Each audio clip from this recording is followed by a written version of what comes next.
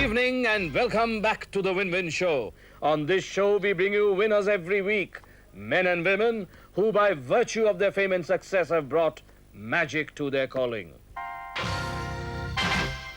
This week, I bring you a guru, a master, the musician who conquered the West as way back as in the 60s when the Beatles were his pupils and the rich and the famous swore by him, Pandit Ravi Shankar, a legend in his lifetime. Ravi Shankar spends most of his time in California today teaching, performing, marketing the mystique of the Mystic East. But the man who once played with Yehudi Menuhin and Andre Previn scored music for Satyajit Ray's famous Pather Pachali, Charlie and Chapakwadik, and set Iqbal Sare Jahan Se Achha to music, is today a lonely man and in many ways an unhappy man. How does a celebrity of such global stature cope with the dilemma of aging and a changing world where fashions in music are as fickle as a Yves Saint Laurent hemline? Let's ask him, let's find out.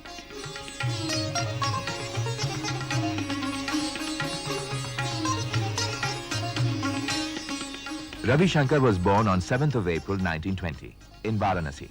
His father, a Bengali Brahmin from the village of Kalia in Jessore district of what is now Bangladesh, was a diwan in the court of the Maharaja of Jhalawar.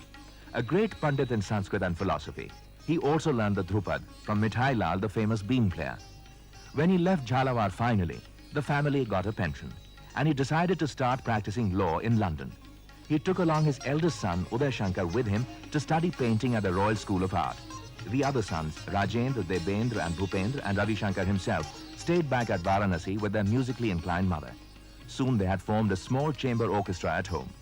When he was 9, a friend of his brother Rajendra taught Ravi Shankar a number of Bengali songs written by Rabindranath Tagore.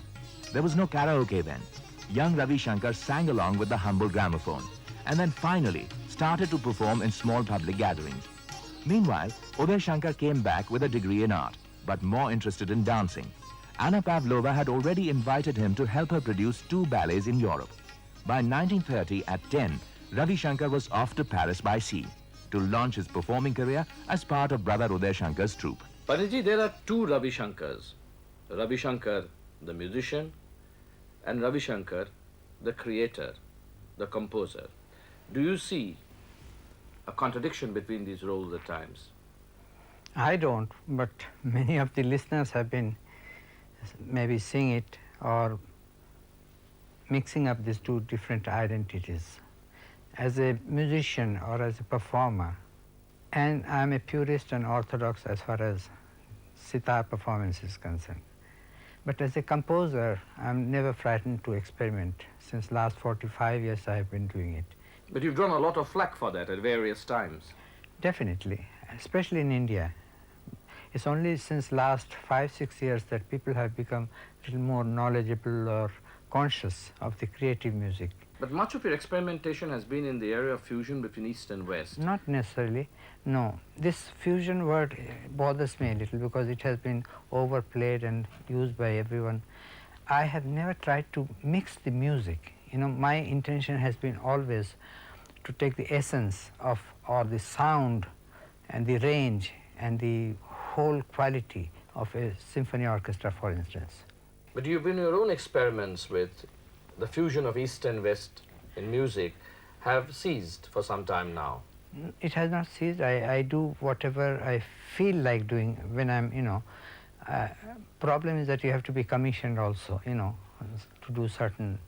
Sometimes I do it on my own, like my latest, if you have heard, what I've done in collaboration with Philip Glass, known as Passages. In the 60s and 70s, the Western world almost went crazy over Indian classical music and went crazy over you. What went wrong that in later years, in later decades, that this has kind of tapered off? What happened in the mid-60s when George Harrison, one of the Beatles, became my student? That's what did. It was everything happened today. That was the period of Vietnam coming into picture, the hippies, the drug culture, the beautiful people, flower children, all that. And because George became my student, I was rediscovered by the young generation. That's where the children immediately, came rushing to me. I became like a superstar, a cult guru and all that sort of thing. But, the whole strange thing is that I was from very beginning telling these kids to stop smoking, to behave properly. I was saying that our music is something very traditional, very spiritual. You have to listen with a certain amount of respect. For instance, when you go to listen to Bach or Beethoven or Mozart, you don't misbehave like that. You don't make it out in the public or, smoke hash and, yeah. So that's what I was doing all the time. Many places I walked out with the sitar when I saw that they were beyond control. But the funny thing that in India, all the feedback was something else, that Ravi Shankar has gone completely commercialized, Americanized, jazzifying his music. He has become a Beatle, they were saying. If they say I've become a hippie, that meant, but becoming a Beatle didn't make sense.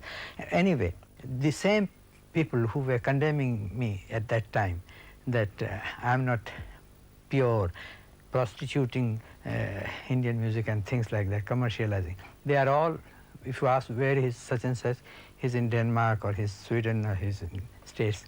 So I'm glad about that. I'm very happy that they have got this platform ready for them. Do you see a greater degree of knowledge about music creeping into Indian listening? Yes, considerably, but it is only in the large cities.